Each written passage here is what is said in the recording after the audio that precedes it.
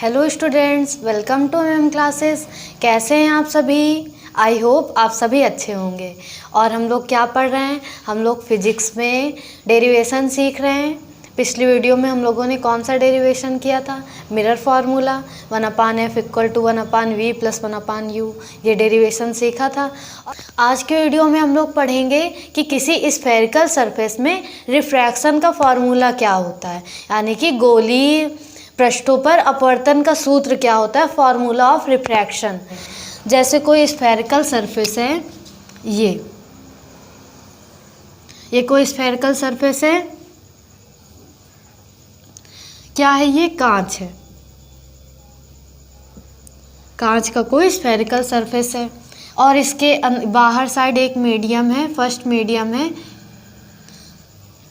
बाहर दूसरा माध्यम है और अंदर कांच है। बाहर वायु है और अंदर कांच है। अपवर्तन फॉर्मूला क्या होता है देख लीजिए, N2 - N1/R = N2/V - N1/U। ये फॉर्मूला आप लोगों ने पढ़ा है। अपवर्तन का सूत्र N2 - N1/R N2/V - N1/U। इसी का डेरिवेशन सीखेंगे, इसको डेराइव कैसे करते हैं। प्रिंसिपल एक्सिस कहते हैं मुख्य अक्ष, और ये यहाँ पे पोल है पोल। यहाँ पे कोई ऑब्जेक्ट रखा हुआ है O, और इस ऑब्जेक्ट से ऐसे प्रकाश किरण निकली, ऐसे प्रकाश किरण गई, लेकिन इसको सीधा चला जाना चाहिए, इसको ऐसे सीधा जाना चाहिए, लेकिन ऐसे नहीं जाता। ये यहाँ पे क्या होगा? Centre of curvature. यहाँ पे क्या होगा? सेंटर ऑफ कर्वेचर होगा। ये पोल है, ये सेंटर ऑफ कर्वेचर है। यहाँ पे कोई वस्तु रखी हुई है, इस वस्तु से ऐसे लाइट रे आई और सीधे चली जाना चाहिए, लेकिन सीधे नहीं जाती। क्यों नहीं जाती? क्योंकि आपने रिफ्रैक्शन में पढ़ा है, जब कोई प्रकाश किरण एक मीडियम से दूसरे मीडियम में जाती है, एक माध्यम से दूसरे माध्यम में जाती है, जैसे वायु से कांच में जाए, कांच से वायु में आए, जल से वायु में जाए, यानी कि उनका मीडियम चेंज हो, तो वो प्रकाश किरणें विचलित हो जाती। तब वो प्रकाश किरण क्या हो जाती है? अपने रास्ते से मुड़ जाती, सीधे नहीं जाती। ये ऐसे सीधे जाना चाहिए, लेकिन ऐसे नहीं जाती। और इनके बीच में नॉर्मल रहता है। नॉर्मल क्या है? 90 डिग्री के रेखा को नॉर्मल कहते हैं। और अभिलंब कहाँ से जाता है? सेंटर ऑफ कर्वेचर से जाता है। ये आपने इमेज फॉर्मेशन के नियम में भी पढ़ा हो कि जो लाइट रे सेंटर ऑफ कर्वेचर से आती है, वो सेंटर ऑफ कर्वेचर से सीधे चली जाती है, 90 डिग्री पे आती है। और 90 डिग्री पे कौन सी रेखा होती है? अभिलंब होता है। तो ये क्या है? अभिलंब है N। ये क्या है? अभिलंब है N। इस लाइट रे को ऐसे सीधा जाना चाहिए, लेकिन ऐसे सीधा नहीं जाती। ये यहाँ वायु है और कांच है, यानी प्रकाश किरण कैसे जा रही है? विरल माध्यम से सघन माध्यम में जा रही है, वायु से कांच में जा रही है, तो अभिलंब की ओर झुकेगी। ऐसे सीधा जाना चाहिए, सीधा नहीं जाती, अभिलंब की ओर झुक जाती है। अभिलंब की ओर झुक गई। जो प्रकाश किरण 90 डिग्री पे आती है, वो 90 डिग्री पे ही चली जाती है। ऐसे एक प्रकाश किरण आ रही थी, वो 90 डिग्री पे, तो ये दोनों जहाँ पे कट की, वहीं पे उनका इमेज बन जाएगा। दो प्रकाश किरणें जहाँ पे कट करती, वहीं पे इमेज बन जाता है। तो ये एक ऐसे प्रकाश किरण आई और एक ये सीधा आ गई, दोनों एक दूसरे को काट दिए, वहाँ पे इनका इमेज बन गया, यानी ये इमेज बन रहा है, यहाँ पे वस्तु रखी हुई है। उसके बाद और आपतित किरण और अभिलंब के बीच में जो कोण बनता है, उसे हम लोग आपतन कोण कहते हैं। अभिलंब और अपवर्तित किरण के बीच में जो कोण बनता है, उसे हम लोग अपवर्तन कोण बोलते हैं। Incident angle, refracted angle. Incident ray और नॉर्मल के बीच में जो एंगल बनता है, उसे हम लोग इंसिडेंट एंगल बोलते हैं। रिफ्रैक्टेड रे और नॉर्मल के बीच में जो एंगल बनता है, उसे हम लोग रिफ्रैक्टेड एंगल बोलते हैं। ये एंगल I है, ये एंगल R है। और ये कोण को हम लोगों ने मान लिया अल्फ़ा, इसे मान लिया बीटा, और इसे क्या मान लिया? गामा। Alpha, beta, gamma. और हमने क्या किया? इस बिंदु को नाम दे दिया M। जहाँ पे ये लाइट रे, जो आपतन बिंदु है, जो इंसिडेंट पॉइंट है, उस पॉइंट को हमने क्या नाम दे दिया? M नाम दे दिया। और M बिंदु से मुख्य अक्ष पर एक लंब रेखा खींच दी, और इस बिंदु का नाम दे दिया P'। इस बिंदु का नाम क्या दे दिया? P'। इतनी बात आप सभी को फिगर में समझ में आई। उसके बाद देखिए क्या करना है। इन ट्रायंगल MOC, त्रिभुज MOC में ये एक त्रिभुज बन रहा है, ये पूरा एक त्रिभुज बन रहा है। इस त्रिभुज में देखिए एंगल अल्फ़ा है, बीटा है और ये कोण बाहर बन रहा है, ये एक्सटीरियर एंगल है। यहाँ पे हमको कौन सी थ्योरम लगानी है? एक्सटीरियर एंगल थ्योरम लगानी है, बहिष्कोण प्रमेय। बहिष्कोण प्रमेय क्या होता है? जो बहिष्कोण होता है वो अंतः कोणों के योगफल के बराबर होता है, यानी इंटीरियर एंगल का सम एक्सटीरियर एंगल के इक्वल होगा, यानी कि angle I equal to alpha plus beta. I बराबर क्या हो जाएगा? अल्फ़ा प्लस बीटा हो जाएगा, सेम एज इन ट्रायंगल। अब एक त्रिभुज हमने ये लिया, उसके बाद दूसरा त्रिभुज ले लेते हैं MCI में, ट्रायंगल MCI। इस ट्रायंगल में एंगल R और एंगल गामा, इस ट्रायंगल में R और गामा इंटीरियर एंगल है, अंतः कोण है, और बीटा एक्सटीरियर एंगल है, यानी कि बीटा इक्वल हो जाएगा R प्लस गामा। और यहाँ से अगर हमको R का मान निकालना हो तो R बराबर क्या हो जाएगा? R बराबर ये इधर प्लस में इधर माइनस में आ जाएगा, तो बीटा माइनस गामा।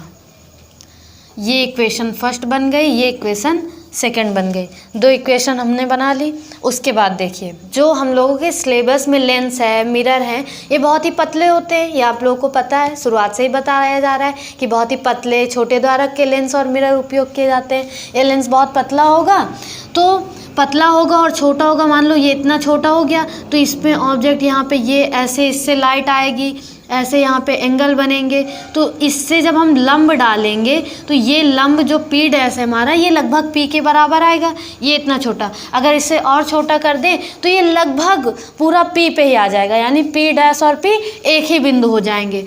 ये तो बड़ा करके बनाया गया है, अगर हम लोग इतना छोटा छोटा इमेज बना के समझे तो कुछ समझ में नहीं आएगा, ना टीचर आपको समझा पाएंगे और ना ही आप समझ पाओगे अगर इतना ही छोटा इमेज बना के समझाया जाए। तो ये P डैश क्या होगा? लगभग P पे आ जाएगा, यानी कि P डैश और P एक ही बिंदु पे हैं। P डैश और P एक ही बिंदु पे हैं, ये दोनों अलग अलग नहीं है। उसके बाद हम लोग क्या करें? tan अल्फ़ा का मान निकालें। tan अल्फ़ा बराबर, tan अल्फ़ा कैसे?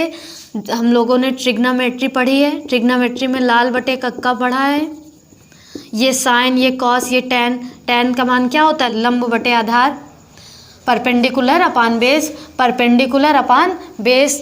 परपेंडिकुलर, इसकी हाइट हमको नहीं पता, इसकी हाइट हम लोगों ने मान ली h, परपेंडिकुलर h मान लिया, और बेस ये यहाँ से यहाँ तक होगा बेस, लेकिन ये जो P बिंदु है लगभग, ये जो P डैश बिंदु है लगभग P पे, तो इसका बेस हम यहीं तक ले रहे हैं, यहाँ तक में ही इसका बेस ले लेंगे। तो tan अल्फ़ा इक्वल क्या हो जाएगा? h अपान पोल से ऑब्जेक्ट तक के डिस्टेंस को क्या बोलते हैं? ऑब्जेक्ट डिस्टेंस बोलते हैं, U से इंडिकेट करते हैं, U कर दिया। और ये प्लस में होगी कि माइनस में होगी? माइनस में होगी। क्यों? क्योंकि जो डिस्टेंस पोल से इधर बाहर की ओर आने पे नापी जाए वो माइनस में ली जाती है, जो पोल की तरफ नापी जाती है वो प्लस में नापी जाती हैं। तो tan अल्फ़ा इक्वल h अपान U हो गया। इसी तरह tan बीटा का मान निकालेंगे। tan बीटा का मान क्या आएगा? परपेंडिकुलर अपान बेस, यानी कि h अपान बेस क्या है? C से P डैश तक की डिस्टेंस नहीं लेंगे, C से P तक की डिस्टेंस लेंगे। पोल से C तक की डिस्टेंस को क्या बोलते हैं? रेडियस ऑफ कर्वेचर, वक्र त्रिज्या बोलते हैं, R से इंडिकेट करते हैं। और ये प्लस में ली जाएगी कि माइनस में ली जाएगी? ये प्लस में ही ली जाएगी, तो प्लस में लिए रहे h अपान R। इसी तरह tan गामा का मान क्या होगा? tan gamma equal to, tan gamma क्या हो जाएगा? Perpendicular upon base, perpendicular h है और बेस क्या है? I से P तक की डिस्टेंस, यानी P से I तक की डिस्टेंस इमेज डिस्टेंस है। इमेज डिस्टेंस क्या होता है? V होता है। इधर लिख देते हैं, यानी tan gamma equal to h upon V। V क्यों लिया? क्योंकि पोल से इमेज तक के डिस्टेंस को इमेज डिस्टेंस बोलते हैं। तो tan alpha, tan beta, tan gamma का मान निकाल लिया, इतना काम कर लिया। उसके बाद देखिए स्नेल रूल आप लोगों ने पढ़ा है, sine I upon sine R equal N1 upon N2, ये रूल पढ़ा है। वही रूल यहाँ पे लगाना है। जिस मीडियम का हम अपवर्तनांक ले रहे हैं उसी का एंगल लेंगे, यानी कि ये मीडियम 1 है या ये N1 है, ये मीडियम 2 है, N2 है, यानी कि N1 sine I equal to N2 sine R। अब हम जब हम लेंस को छोटा कर देंगे तो एंगल आई, इंसिडेंट एंगल, रिफ्रैक्टेड एंगल भी तो छोटे हो जाएंगे। तो यहाँ पे हम क्या लिखेंगे, आई और आर अगर छोटे हों, angle I and R too small, बहुत छोटे हैं, angle I and R too small, बहुत छोटे हैं, तो क्या करेंगे, बहुत छोटे कोणों के लिए साइन आई लगभग आई के बराबर होगा और साइन आर लगभग आर के बराबर होगा। यानी कि यहाँ पे साइन आई साइन आर ना लिख के क्या लिखेंगे, N1 I equal to N2 are. इतना काम किया आप लोगों ने। उसके बाद देखिए, जब एंगल आई एंगल आर भी छोटे हो रहे हैं तो ये अल्फ़ा बीटा गामा भी तो छोटे हो जाएंगे। तो उसी तरह ये alpha beta gamma, tan alpha tan beta ten gamma का मान अल्फ़ा बीटा गामा के बराबर हो जाएगा। यानी जो टेन अल्फ़ा है, अल्फ़ा का मान बहुत कम हो गया तो टेन अल्फ़ा का मान अल्फ़ा के बराबर हो जाएगा। यानी कि टेन अल्फ़ा इक्वल अल्फ़ा,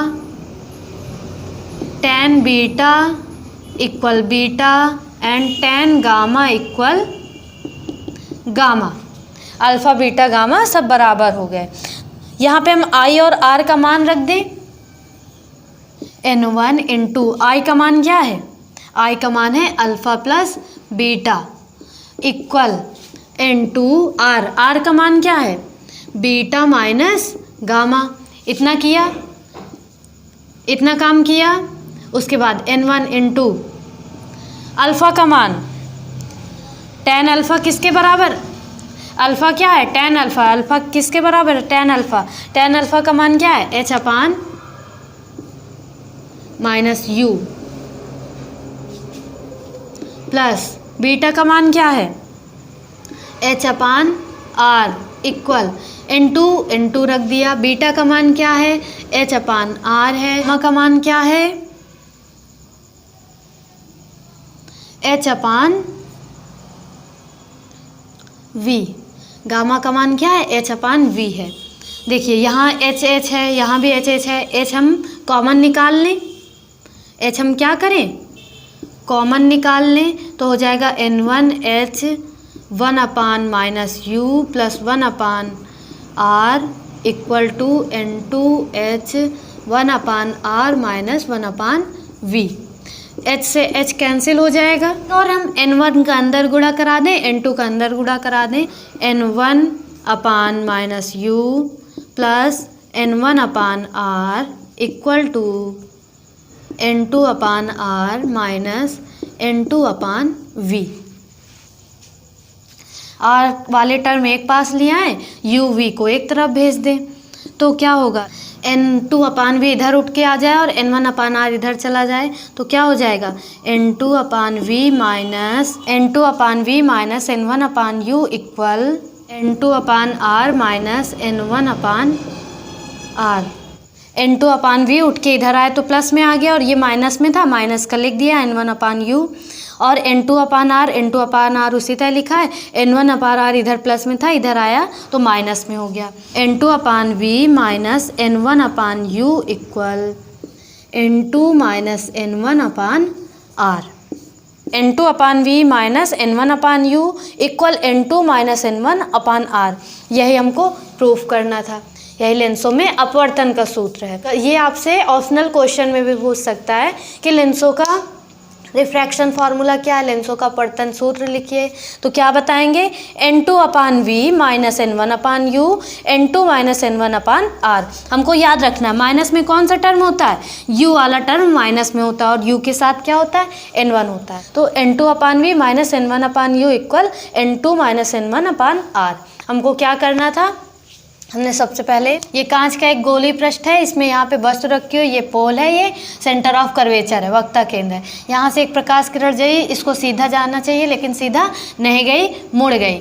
और जो बीच से जाती है, जो सेंटर ऑफ कर्वेचर से लाइन जाती है, वो कौन सी लाइन होती है, नॉर्मल होती है। ये वायु है, ये कांच है, यानी कि प्रकाश विरल से सघन में जा रहा है, रेयर टू डेंसर जा रहा है, इसलिए अविलंब की ओर झुक गया, अविलंब की ओर झुका और दूसरी प्रकाश किरण ऐसे सीधे चली गई। ये दोनों जहाँ पे काटी वहाँ पे इनका इमेज बन गया, आइए यहाँ पे इमेज बन गया। उसके बाद हमने क्या किया, एक लंब रेखा खींच दी है, एंगल मान लिए अल्फा बीटा गामा, और ये आई है ये आर है। आई क्या होता है? आई क्या होता है? आपतन कोण होता है इंसिडेंट एंगल।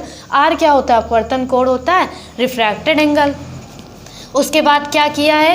एंगल MOC लिया है। MOC इसमें बहिष्कोण प्रमेय लगाई। एंगल आई बहिष्कोण है और बहिष्कोण अंतः कोणों के बराबर होता है। एंगल आई बराबर alpha plus beta. Same as हमने ये वाला ट्रायंगल ले लिया, ये छोटा वाला, इसमें ये वाला बहिष्कोण है, ये दोनों अंतः कोण है। तो एंगल आर बराबर, तो एंगल बीटा बराबर आर प्लस गामा। आर का मान निकालना था तो आर बराबर हमने कर दिया बीटा माइनस गामा। ये प्लस में था, इधर रूट के माइनस में आ गया। फिर उसके बाद टैन अल्फा बीटा गामा का मान निकाला, किससे? ट्रिग्नोमेट्री से। उसके बाद स्नेल का रूल लगा दिया। स्नेल का रूल कैसे लगाना है? जिस माध्यम का अपवर्तनांक हो, अगर हम ये माध्यम का अपवर्तनांक n1 ले रहे हैं तो इसके साथ जो कोण बन रहा है वो लेंगे। जिस माध्यम का अपवर्तनांक हो उस माध्यम का कोण हो, तो n1 sin 1 equal n2 sin r। यहाँ पे एंगल r बन रहा है और इसका अपवर्तनांक है 2। यहाँ पे एंगल i बन रहा है sin i और इसका अपवर्तनांक है n1 n2 हमने माना है कि ये पहले माध्यम का अपवर्तनांक है, दूसरे माध्यम का अपवर्तनांक है। उसके बाद sin i लगभग बराबर होगा i के, sin r लगभग बराबर होगा r के। क्यों? क्योंकि जो यहाँ पे लेंस और स्फेरिकल शेप हम लोगों ने यूज किए हैं वो कैसे? बहुत छोटे हैं, बहुत पतले हैं, बहुत पतले हैं। इस वजह से इनके जो एंगल बनेंगे वो बहुत छोटे छोटे होंगे। छोटे होंगे तो लगभग, तो उसमें साइन का मान लगभग साइन आई का मान लगभग आई के बराबर ही आएगा। तो साइन आई के बराबर, साइन आर के बराबर। एंड तो यहाँ पे साइन आई की जगह हमने आई रख दिया, आर की जगह आर रख दिया। n1 आई बराबर n2 आर। आई और आर का मान उठा के यहाँ पे रख दिया गया है। उसके बाद अल्फ़ा बीटा गामा के मान रखे गए हैं। कहाँ से? Tan alpha tan beta tan gamma से। उसका मान रख दिया, h से h कट गया, इनका मल्टीप्लाई करा दिया, आर वाले टर्म एक पास रख दिए, u भी एक तरफ भेज दिया। इन दोनों का एलसीएम लिया तो आया r n2 माइनस n1। यही हमारा लेंस फार्मूला है, n2/v minus n1/u equal n2 minus n1/r। तो यहाँ तक की बात आप सभी को समझ में आई?